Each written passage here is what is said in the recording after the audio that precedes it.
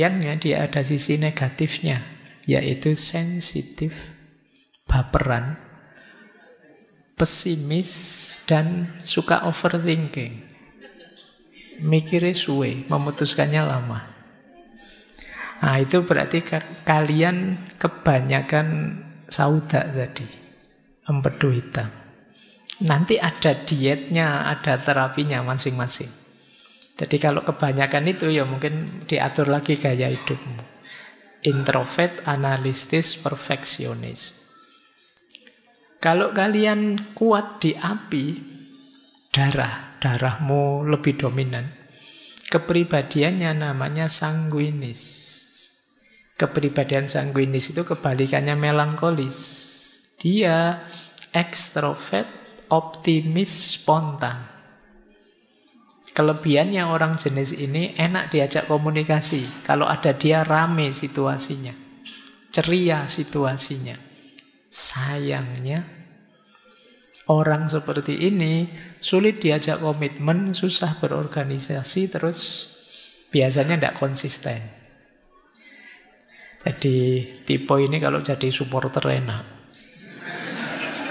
rame dia. Kalau buat rame-ramean enak. Tipis sanguinis. Ini kuat di dam atau darah, ciri panasnya.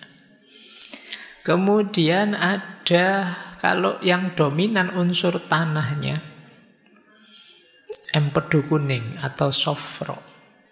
Ini temperamennya namanya tipe koleris. Tipe koleris ini orangnya tegas, enak jadi leader, ambisius. Kelebihannya dia fokus, pekerja keras, pinter memutuskan.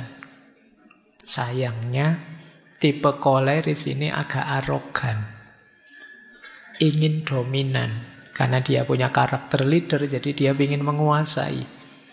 Terus empatiknya kurang, jadi tidak bisa merasakan yang dirasakan orang lain. Tapi enak kalau jadi leader, karena dia fokus, bekerja, dan cepat memutuskan. Kalau ada di sini yang merasa tipe koleris, ya besok nyalon bupati ya buat DPR gitu. Kalian pas di situ. Nah, kalau yang keempat elemen dingin, elemen udara, dahak, lendir, banyak. Ini kalau kalian dominan di aspek cairan ini, tipe temperamennya adalah flegmatis. Orangnya santai, ndak baperan, pendamai. Pendamai itu ya sudahlah, ndak usah kaku-kaku, ndak usah serius-serius. Kelebihannya tipe flegmatis ini tenang, adaptif, mudah menyesuaikan situasi, dan dia pendengar yang baik. Kalau kalian punya teman tipe flegmatis ini enak, hidupmu nyaman. Sayangnya orang tipe ini itu kurang ambisius, cenderung malas.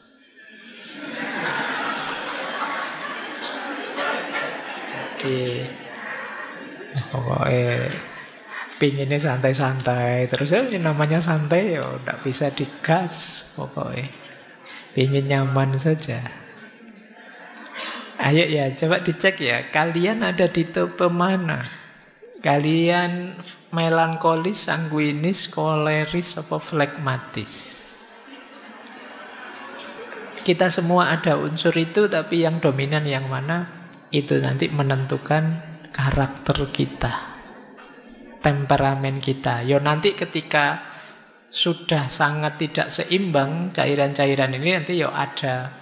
Nanti di kitabnya Ibnu Sina itu yo, untuk meningkatkan ini melankolisnya dikurangi makan ini, ditambah makan ini biar tidak terlalu melankolis. Biar tidak terlalu sanguinis ya banyak makan apa, dikurangi makan apa. Itu nanti ada. Cuma tidak saya tulis di sini satu-satu, nanti waktunya habis. Jadi ini namanya mizaj.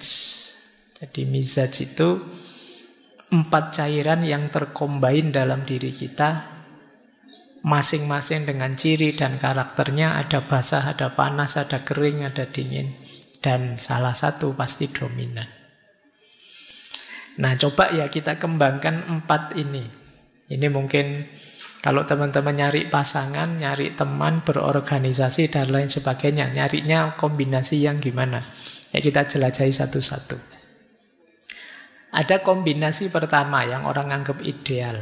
Orang sanguinis dengan orang melankolis. Ini jangan diterjemahkan sekedar nyari jodoh ya. Tapi boleh ke sana juga. Orang sanguinis itu kan tadi agak meledak-ledak, ceria, spontan. Kalau ketemu melankolis imbang. Karena orang melankolis itu lebih serius. Jadi lebih rapi. Maka sanguinis melankolis ini kombinasi yang pas. Yang satu meledak-ledak, yang satu bisa ngerem. Tapi tantangannya, kalau pasangan seperti ini, bisa saja nanti yang melankolis jengkel terus. Karena yang sanguinis nggak pernah serius. Terlalu ekstrovert. Atau yang sanguinis juga jengkel terus. Ini orang kok serius, terus sensitif, terus nggak bisa diajak santai. Jadi ada tantangannya, ada kelebihannya. Ini kombinasi ideal pertama. Ya nanti kalau kalian coba ya, temanmu tipe apa, kamu tipe apa, itu ada di mana? Kalau sanguinis Pak, bubar. Ya, rame mesti. Ya, kalau melankolis ya sunyi, senyap, sepi, tidak ada suara, tidak ada. Oke, ya ini tipenya memang beda-beda. Baik, ini kombinasi ideal pertama. Bisa juga kombinasi ideal kedua. Koleris ketemu flegmatis. Koleris tadi yang pemimpin, tegas, ambisius, ketemu flegmatis, yang lebih tenang, fleksibel, santai. Koleris bagian mimpin mengarahkan, flegmatis yang mengikuti di belakang, ngerem, menjaga keharmonisan. Ini enak. Kalau kalian tipe tadi leader, cari yang flegmatis. Ini bisa saling mengimbangi. Yang satu ingin dominan, yang satu santai. Jadi tidak merasa ditindas, tidak merasa dianu. Dia lebih bisa menikmati, lebih bisa adaptasi. Tapi ya seperti tadi ada tantangannya. Bisa saja nanti kolerisnya capek, frustasi dia. Ini diajak maju, diajak berkembang kok tidak bisa ini. Santai terus. Sama nanti flegmatisnya juga bisa sebaliknya. Dia tertekan. Pada akhirnya dia merasa, aku kok diatur terus toh ya, didominasi terus toh ya. Emangnya aku tidak bisa ngatur diri sendiri. Lama-lama bisa begitu. Jadi ini kombinasi kedua. Koleris dan flegmatis. Baik. Kombinasi ketiga. Dicoba ya nanti. Sanguinis dan koleris. Ini mungkin juga bagus. Sanguinis yang ekstrovert tadi, dia kreatif, dia ceria. Sementara koleris itu bagian yang mengarahkan, yang mimpin. Nah, cuma juga ada tantangannya. Orang koleris mungkin lama-lama akan jengkel karena sanguinis ini kok pinginnya seneng-seneng terus. Ingin ceria terus. Sementara yang sanguinis merasa yang koleris terlalu keras. Ini kombinasinya agak keras. Yang satu leader, yang satu seorang ekstrovert. Nah ini kombinasi lembut. Melankolis, flegmatis. Yang satu detail merencanakan, yang satu tenang dan damai. Aman ya. Cuma ya tadi, akhirnya sunyi senyap. Jadi tidak ada yang dominan. Dua-duanya pasif. Baik, ya mungkin kalau sedang bareng-bareng dua tipe ini ya isinya asik dengan dirinya sendiri. Nanti yang satu bilang, "Mbok kamu ngomong apa gitu?" "Ngomong apa ya?" Jadi Nggak ada, akhirnya nggak ngomong-ngomong, akhirnya diem semua. Nah itu sama-sama tipe sunyi. Baik, terus ada tipe koleris melankolis. Ini tipenya kan kalau digabung-gabung bisa jadi 6 tipe. Tipe ke-6, koleris melankolis. Koleris leader, dia punya visi besar, sementara melankolis itu detail, perfeksionis. Nah ini kombinasi luar biasa kalau bisa ini. Cuma nanti bisa saja perfeksionisnya melankolis membuat koleris tidak sabar. Ini kok semua usul dibantai semua. Kok selalu saja ada kurangnya. Mau dieksekusi kok dicegah terus. Ini bisa jengkel pada akhirnya kalau kombinasi koleris melankolis ini. Jadi ya yang melankolis juga bisa saja tertekan. Ini orang kok tidak sabaran sih, kok gerusa-gerusu sih, masih belum siap kok mau dieksekusi. Bisa saja begitu. Ini tipe koleris melankolis. Nanti ada tipe, ini terakhir, kombinasi ke-6, sanguinis flegmatis. Yang satu ekstrovert, semangat. Yang satu tenang, nyaman, harmonis. Pada akhirnya mungkin sanguinis dianggap terlalu impulsif, sementara yang flegmatis dianggap terlalu santai. Kebalikannya yang diam tadi ini juga nanti bisa clash. Yang satu ingin ceria, yang satu santai saja, tenang saja. Nah itu bisa saling jengkel pada akhirnya. Meskipun ya dari sisi idealnya bisa saja pas. Makanya di situ istilahnya tantangannya. Oke ya. Jadi ya ini contoh saja sih. Ini gambaran saja. Seandainya temperamen-temperamen tadi kita cocok-cocokkan, kita jodoh-jodohkan. Baik, paling tidak teman-teman sekarang sudah tahu ya. Di dalam diri kita ternyata ada pertarungan antar cairan. Yang istilahnya humor tadi, ada yang dominan, ada yang tidak. Ya nanti ada hubungannya dengan gaya hidup, ada hubungannya dengan makanan dan lain sebagainya. Oke, kita lanjutkan. Tadi sudah, sekarang mulai ya menyehatkan jiwa. Kita awali dari beberapa gangguan jiwa. Yang pertama, biar tidak lupa, kita awali dari gangguan jiwa karena humor-humor tadi, cairan-cairan tadi tidak seimbang. Jangan lupa seorang sanguinis yang tadi dominan darahnya itu kalau ekstrim bisa memunculkan pribadi yang hiperaktif, impulsif, dan mania. Jadi wajar saja ada orang ekstrovert, tapi kalau bablas tidak terkendali, ini kan dominan darah yang sifatnya panas tadi, dia akan hiper, impulsif, ngamuan, mania. Makanya dalam bahasa Indonesia kan ada istilah darah muda, darah panas. Itu sebenarnya arahnya ke sini. Karena memang aspek darah itu unsur panas. Jadi kalau kalian merasa, Pak saya kok ngamuan ya Pak, saya kok tidak bisa diam ya Pak saya, ya harus hati-hati, harus siap-siap untuk ngerem. Karena kalau tidak, ya ketemunya itu hiperaktif, impulsif, dan mania. Sementara yang flegmatis tadi yang cenderung tenang, cenderung tidak mudah terpengaruh, dominasinya yang lendir tadi, yang paling bawah, balhom, itu dalam bentuk ekstrim akan melahirkan orang yang apatis, cuek, lamban. Jadi disuruh ngapa-ngapa nanti saja, besok saja. Itu kalau dalam bentuk ekstrimnya ya masalah, jadi orang apatis. Apatis itu sudah tidak percaya lagi apa-apa, sudah cuek total pokoknya. Nah ini kalau dominan terlalu besar aspek flekmatisnya.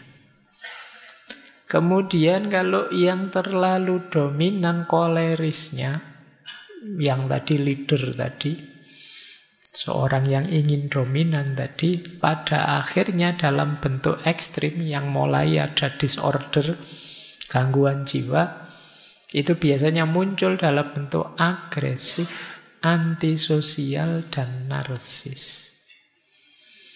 Jadi orang narsis itu kan ingin tampil terus, ingin dia disebut unggul terus, disebut baik terus. Ada ndak di sini yang tiap hari posting selfie-annya sedang ngapain, sedang apa, sampai temenmu bosen nge-like, bosen jempoli. Jadi kamu khawatir hilang, kamu ada FOMO-nya terus tiap hari tampil. Hati-hati jatuh pada narcissistic disorder. Justru kamu jadinya tidak menikmati hidup. Kamu hidup mengandalkan pengakuan orang, pujian orang. Ini juga masalah. Makanya hati-hati. Oke. Apalagi ada ciri antisosial. Karena tadi orang koleris itu kekurangannya kan sering daya empatiknya rendah. Jadi dia pinginnya maju, pingin sukses. Lupa bahwa orang lain mungkin ada situasi-situasi khusus yang tidak sama dengan dirinya.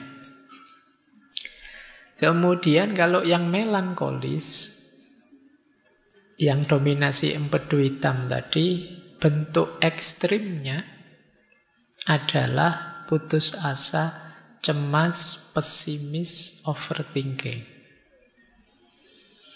Nah, dari gangguan-gangguan ini, semoga teman-teman tidak ada yang merasa ngalami.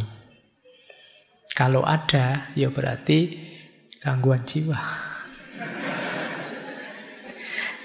Ini bentuknya agak ekstrim. Tidak apa-apa teman-teman, sekali-sekali kalau memang merasa terganggu dengan ini, datang saja ke psikolog, psikiater. Tidak apa-apa, itu bukan aib, ya sama kayak sakit fisik kita nyari dokter, ya sakit mental juga kita cari ahlinya. Kalau memang sedang gelisah. Kalau sarannya Ibnu Sina apa? Kalau penyakit akibat ketidakseimbangan cairan ini, yang pertama perhatikan dietnya. Apa yang harus dimakan, apa yang jangan dimakan. Nanti ada makanan yang sifatnya panas, dingin, lembab, kering. Nah, itu untuk menyeimbangkan tadi yang dominan apa, berarti kurang apa. Ya nanti kapan-kapan kalau ada yang perlu nanti tak kasih apa sih yang kalau dominan sanguinis, flekmatis, koleris, melankolis itu apa yang harus dimakan, dietnya apa. Cuma kalau disampaikan di sini agak bertele-tele karena masih banyak materinya. Kemudian yang kedua, gaya hidup, olahraga cukup, istirahat cukup. Nah, semoga teman-teman termasuk yang masih sadar olahraga dan sadar istirahat. Kalau olahraga mungkin masih banyak yang suka ya. Saya olahraga tiap hari Pak, kalau ada siaran langsung sepak bola mesti nonton. Itu namanya bukan olahraga, nonton olahraga. Biasanya yang malas olahraga itu kalau ditanya, "Mbok kamu olahraga?" Ya sudah, di kampus itu lantai 4 tiap hari saya naik, saya turun, kan itu olahraganya. Mesti gitu kan. Itu alasannya orang malas olahraga itu. Baik, ya kalian tetap harus ada olahraganya, ada istirahat. Istirahat juga penting. Semoga di sini tidak banyak yang suka melekan. Ya begadang itu boleh saja, tapi jangan sering-sering. Kalau bisa ya tidak pakai begadang lah, kalau tidak terpaksa. Ya kalau yang usia-usia kalian biasanya kan begadangnya kalau sekarang ngafe ya, ngopi, atau nonton siaran olahraga, nonton sepak bola gitu ya. Ya tidak apa-apa, cuma jangan sering-sering, nanti ada efeknya pasti. Gaya hidupmu yang tidak sehat mesti ada efeknya. Kemudian emosi. Kendalikan emosi, stres sekecil apapun bisa mempengaruhi keseimbangan cairan tadi dalam diri kita. Dan yang keempat 4 tentu saja nanti ya kalau memang bermasalah ada obatnya, ada herbalnya, termasuk terapi-terapinya. Kalau memang sudah sakit. Baik, ini yang berhubungan dengan cairan tubuh atau humor. Sekarang kita lebih dalam lagi. Gangguan jiwa jenis kedua. Kalau tadi karena cairan, kalau ini karena masalah mental. Jadi masalah mental itu apa? Ada 3, cemas, depresi, stres. Kalian mungkin banyak yang, karena saya kapan itu baca berita, tingkat orang yang mengalami gejala kecemasan itu di Indonesia pesat sekali jumlahnya, peningkatannya. Kalian juga kan sering mencurhatkan overthinkingmu dan lain sebagainya. Itu gangguan kecemasan sebenarnya. Solusinya menarik, kata Ibnu Sina, kalau untuk masalah mental yang itu isinya cemas, depresi, stres, lakukan terapi mental juga. Terapi mental itu isinya 3, logika, ilmu, dan filsafat. Ini menarik ya, terapinya malah isinya belajar semua. Wong lagi stres kok disuruh belajar, itu gimana?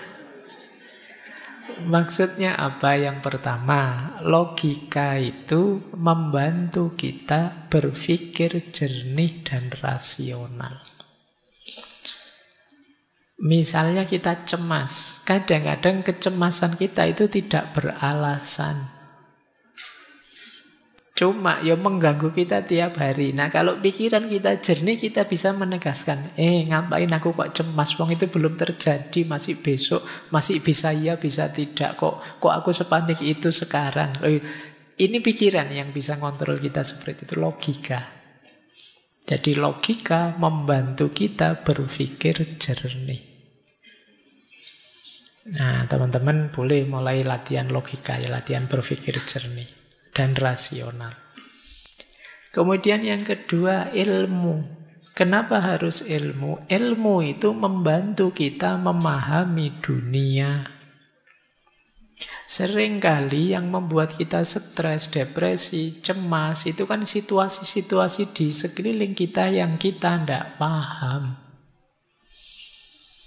Kemarin waktu pandemi itu seluruh dunia belum terlalu paham tentang kerja dan mekanismenya virus COVID-19. Semuanya panik, banyak orang stres, banyak orang depresi.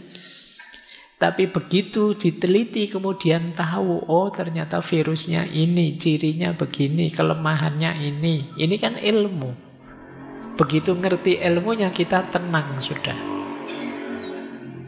Banyak kecemasan-kecemasan kita karena kita belum tahu. Jangankan yang besar-besar, belum tahu yang kecil-kecil saja kan juga. Mungkin yang belum pernah ngaji ke sini misalnya membayangkan nanti ngaji di sana kayak gimana ya? Ada absennya enggak ya? Boleh enggak ya saya? Jadi kan pikiranmu kan macam-macam. Tapi begitu ke sini sekarang kamu ngerti ilmunya. Nanti datang lagi kamu sudah ngatur strategi. Oh situasinya kayak gitu, saya datangnya belakangan saja, nanti duduknya di pojok sana, kamu bisa ngatur. Lebih tenang. Maka kuncinya orang stres yang kedua itu ilmu. Ya tadi kalian misalnya belum ngerti tentang teori-teori carian humor dan lain sebagainya tadi, sekarang ngerti. Oh saya ini kok marah-marah ini urusan darah ini yang panas ini. Berarti jangan makan ini dulu, jangan ini dulu biar nggak tambah ngamuan. Ini sekarang kita ngerti ilmunya. Yang ketiga, filsafat. Apa manfaatnya filsafat? Filsafat itu memberi kita kerangka makna hidup. Menunjukkan kita tujuan ideal hidup. Dan ini menenangkan. Banyak orang yang hidupnya tidak punya tujuan, tidak punya idealisme dan lain sebagainya, sehingga ngambang, sehingga mudah stres. Orang itu kalau punya tujuan hidup, punya visi, punya makna hidup, Mungkin mengalami kegagalan-kegagalan kecil bagi dia biasa. Yang penting tetap lanjut menuju cita-cita besarnya. Dan cita-cita besar ideal itu ya kita menempuhnya lewat jalur filsafat. Saya sering bilang filsafat itu salah satu jalan untuk kita menseriusi hidup. Jadi selama ini mungkin kita autopilot saja. Bahkan kalian mungkin kuliah sudah semester akhir juga masih belum punya cita-cita, belum punya tujuan. Kalau ditanya hidupmu mau kamu bawa kemana? Kamu ingin hidup yang seperti apa? Belum tahu Pak, belum mikir ke sana. Bahkan jurusan ini saya kira saya juga salah ngambilnya. Kamu bisa begitu. Kamu bisa sampai dewasa tidak punya orientasi, tidak punya tujuan. Nah, filsafat membantu kita menemukan itu. Jadi menarik, kalau itu gangguan mental sifatnya, masalah-masalah mental seperti cemas, depresi, takut, solusinya 3. Logika, ilmu, dan filsafat. Nah, makanya kemarin kita ngaji terus yang jadi buku itu judulnya Menjaga Kewarasan. Jadi kita belajar filsafat itu bagian dari menseriusi hidup biar kita tetap waras. Karena waras versi kita itu kamu cari di ChatGPT juga tidak ada. Seandainya ada juga tidak mesti cocok. Karena yang tahu hidup kita itu diri kita. Jadi coba kamu tanya ya di GPT, wahai ChatGPT, tolong bantu saya biar saya bahagia bagaimana ya. Dia mesti ngomong macam-macam tapi tidak mesti cocok dengan kita. Karena yang tahu diri kita itu kita sendiri. Nah, di sini gunanya kita logika. Di situ gunanya kita belajar sendiri biar dapat ilmu, belajar cara berpikir filosofis biar bisa merangkai makna untuk hidup kita. Baik, ini gangguan jiwa jenis kedua. Nanti ada gangguan jiwa jenis ketiga. Kalau jenis ketiga ini masalah emosional, sedih atau marah atau takut, ini masalah emosi. Batin yang lelah, ini masalah emosi. Nah, kalau masalah emosi, menurut Ibnu Sina, solusinya adalah terapi emosional. Nah, terapi emosi kalau tadi logika, ilmu, filsafat, kalau ini musik, puisi, dan seni. Nah, ini menarik ya. Jangan salah, Ibnu Sina juga ahli musik. Beliau bisa memainkan banyak alat musik, juga bisa menyanyi. Nah, baik.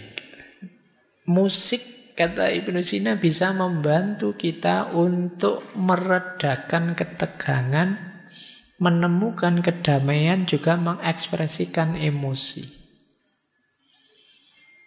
Kalau kalian sedang sedih, marah, atau sedang sangat jengkel, itu kan kadang-kadang coba cari alat musik apa, terus kamu main sak kapoke, lampiaskan kamu bisa. Tidak bisa Pak saya main Pak. Yus dimain ke sak senengmu aja kan sudah bisa untuk pelampiasan. Ada gitar nganggur kamu genjreng sak kapoke, sak pedote, senare gitu ya wis puas aku misalnya. Nah, ini yang disebut terapi emosional. Nyanyi, karaoke sak keras-kerasnya nyanyilah. Itu bisa meredakan ketegangan dalam batin. Jadi musik bahkan bisa mendamaikan, tenang gitu. Kadang kalian dengerin musik apa itu rasanya sudah lupa dengan masalah-masalah yang tadi menegangkan kita. Jadi musik penting untuk membantu kita tenang. Dia bisa jadi katarsis. Lanjut. Terus puisi dan seni. Puisi bisa membuat kita lebih luas. Dulu mungkin teman-teman masih ingat ya, kalau tidak salah tokohnya Hasrat Inayat Khan. Kata beliau, kalau kata-kata sudah tidak berdaya, maka puisi bisa membantu. Kalau puisi juga masih tidak ngangkat, musik bisa mewakili kita. Musik ya bukan lagunya, bukan syairnya. Kalau syairnya kan cenderung ke puisi, tapi musik itu kan tidak ada kata-katanya, dan kepala kita akan menerjemahkan sesuai kondisi kita masing-masing.